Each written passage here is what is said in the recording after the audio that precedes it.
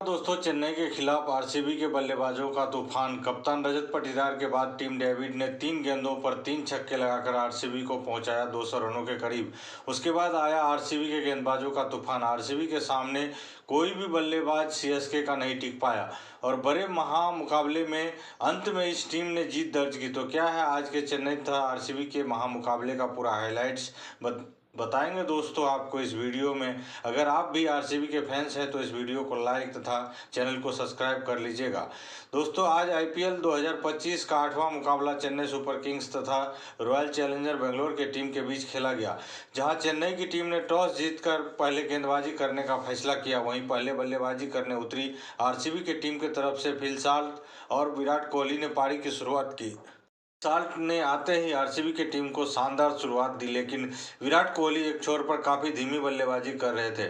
Phil Salt ताबड़तोड़ अंदाज में बैटिंग कर रहे थे, लेकिन तभी नूर अहमद के गेंद पर 16 गेंदों पर 32 रन बनाकर स्टंप आउट हो जाते हैं और 45 रन के स्कोर पर आरसीबी की टीम को पहला बड़ा झटका लगता है। फिर उसके बाद कोहली का साथ निभाने के लिए देवदत्त पटिलकर आते हैं, लेकिन पटिलकर भी आते ही शानदार चौके छक्के लगाते हैं। दूसरे छोर पर विराट कोहली भी ठीक ठाक बल्लेबाजी कर रहे थे।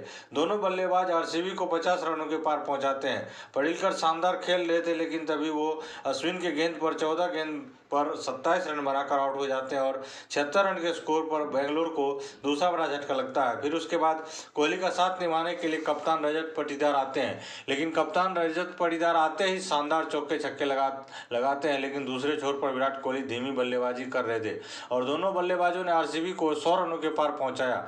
रजत पाटीदार शानदार अंदाज में चौके छक्के लगा रहे थे, लेकिन तभी विराट कोहली भी 30 गेंदों पर 31 रन बनाकर आउट हो जाते हैं और 117 रन के स्कोर पर आरसीबी को तीसरा बड़ा झटका लगता है।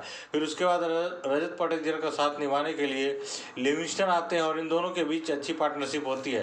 हालांकि लिविंगस्टन एक छक्का लगाने के बाद 10 रन के स्कोर पर बोल्ड हो जाते हैं और 145 रन के स्कोर पर आरसीबी को चौथा बड़ा झटका लगता है। फिर उसके बाद रजत पाटीदार का साथ निभाने के लिए जितेश शर्मा आते हैं और जितेश शर्मा के भी आते ही शानदार चौके छक्के लगाते हैं और दूसरे छोर पर रजत पाटीदार भी अपना शानदार अर्धशतक पूरा कर चुके थे, लेकिन तभी जितेश शर्मा भी 6 गेंद पर 12 रन बनाकर खलील अहमद का शिकार हो जाते हैं और 172 रन के स्कोर पर आरसीबी को 5वां बड़ा झटका लगता है। उसके बाद रजत पाटीदार भी अर्धशतक बनाने के बाद 51 रन के स्कोर पर आउट हो जाते हैं और 176 रन के स्कोर पर आरसीबी को 6ठा बड़ा झटका लगता है।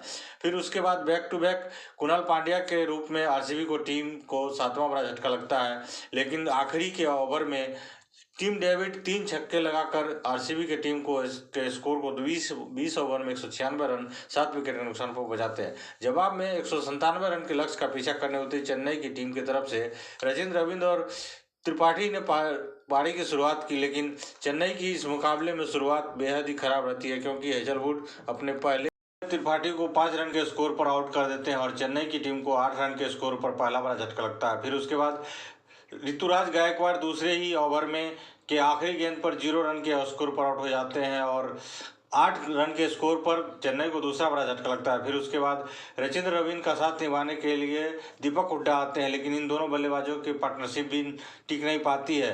भुवनेश्वर कुमार 4 रन के स्कोर पर दीपक हुड्डा को आउट कर देते हैं और 26 रन के स्कोर पर सीएसके को तीसरा बड़ा झटका लगता है।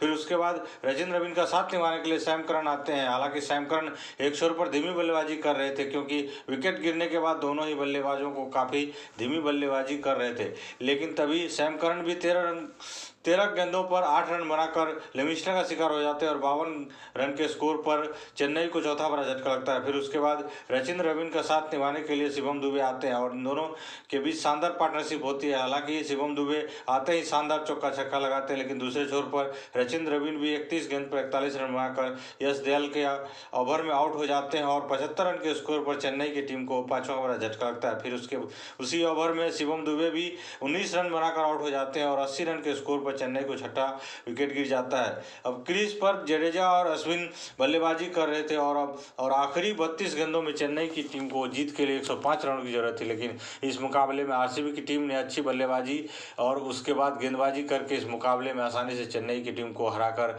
अपना दूसरा मुकाबला बैक टू बैक जीत लिया है। तो दोस्तों, आरसीबी की जीत के लिए वीडियो को लाइक तथा हमारे चैनल को सब्सक्राइब कर लीजिएगा। धन्यवाद।